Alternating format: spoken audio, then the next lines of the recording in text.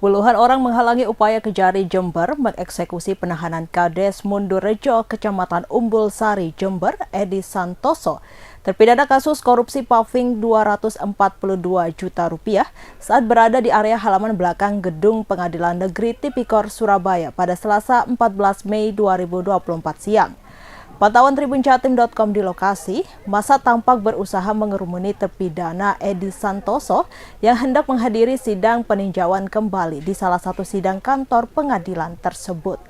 Massa tampak berupaya mengelilingi tubuh Edi Santoso yang mengenakan kemeja lengan panjang berwarna putih, bercelana panjang warna hitam dan berpeci hitam. Massa yang terdiri dari bapak-bapak dan emak-emak itu berupaya melindungi terpidana Edi Santoso dari pihak Jaksa Kejari Jember. Ternyata pada siang itu Jaksa Kejari Jember sedang berupaya melakukan eksekusi penahanan terhadap terpidana Edi Santoso.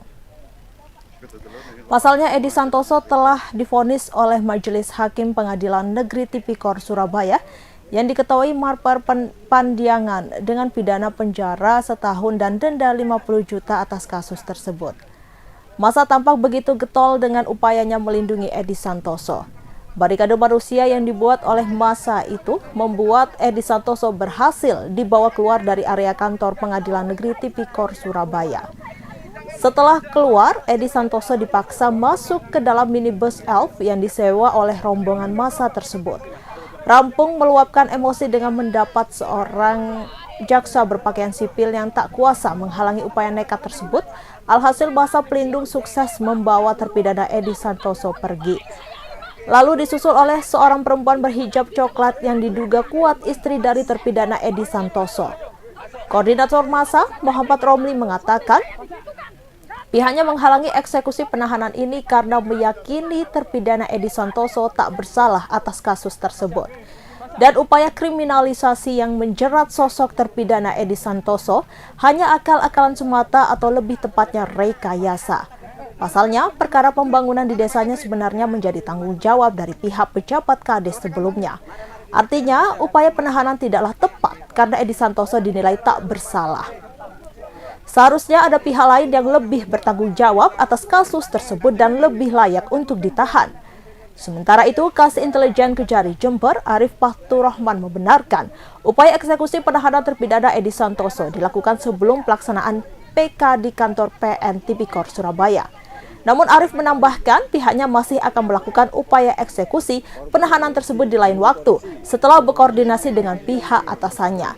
Disinggung mengenai alasan pihak Jaksa Kejari Jember tak melibatkan perbantuan personel dari Polri, Arif belum menjawabnya hingga berita ini diunggah.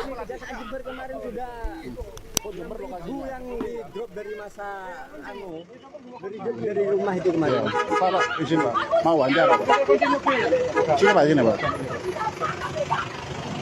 Ceritakan itu perkaranya gimana Pak? Ya, Pak Kampung.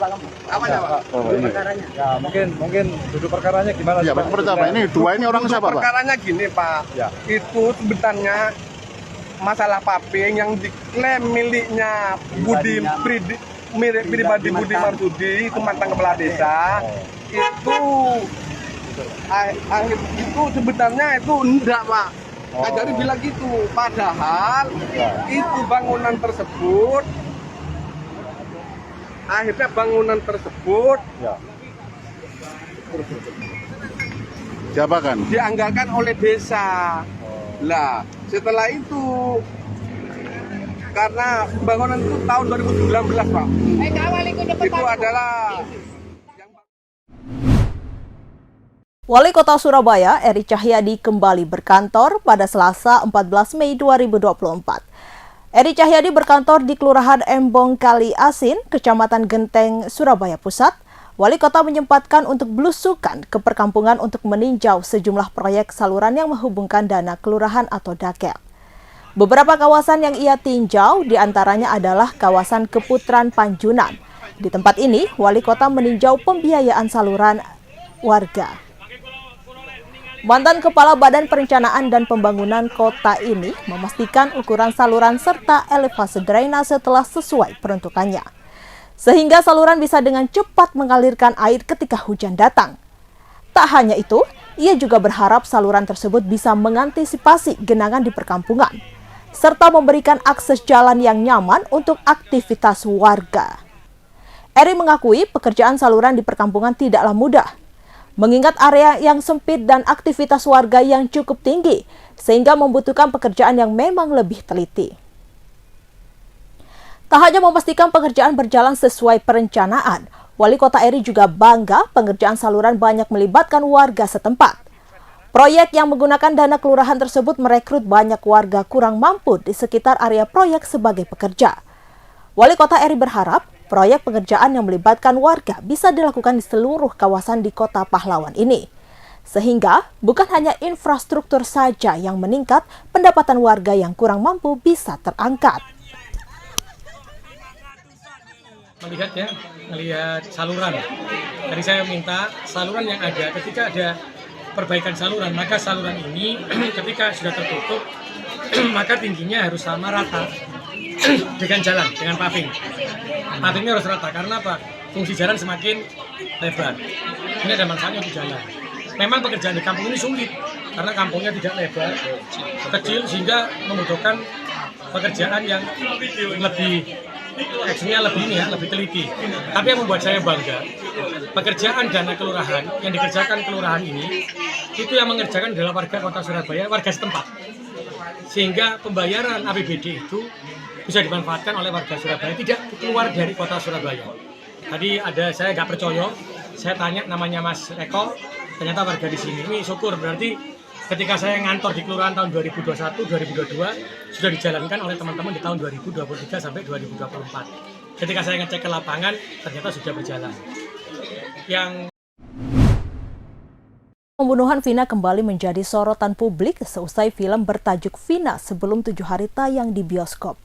Rupanya sebelum film itu tayang, 2 sosok pria misterius mendatangi keluarga Vina. Kedua pria itu meminta agar kasus pembunuhan Vina tak dibuka kembali. Dikutip dari Kompas.com, hal itu diungkapkan oleh kakak Vina, yakni Marliana, 33 tahun.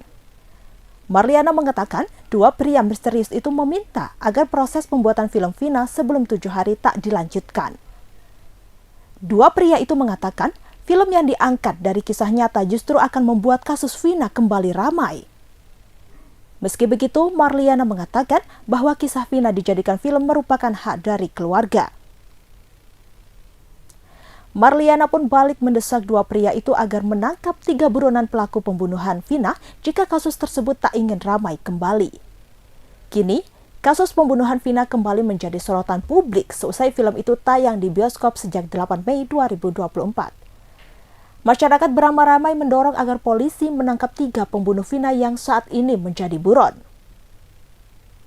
Terutama dari pihak keluarga, Marliana berharap polisi benar-benar akan menangkap 3 pelaku yang masih menjadi buronan. Pasalnya, Marliana menyetujui pembuatan film Vina agar mencari keadilan.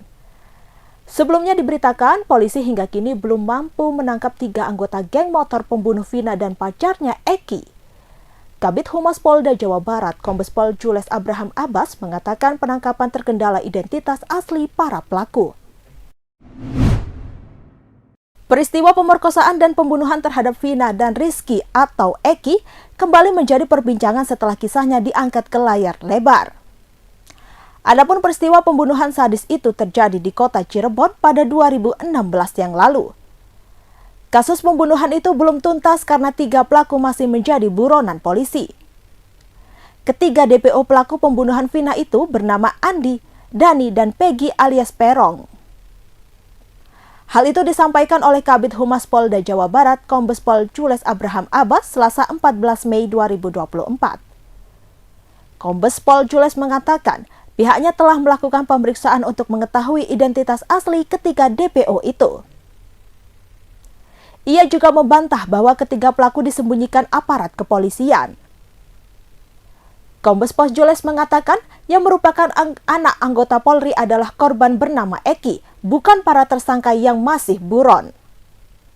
Ia dengan tegas membantah kabar jika 3 pelaku yang masih buron disembunyikan oleh pihak kepolisian.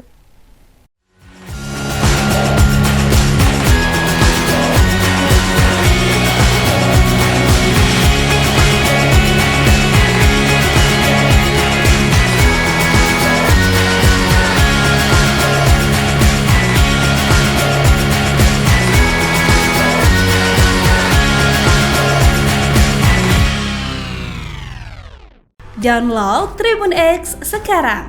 Menghadirkan lokal menjadi Indonesia.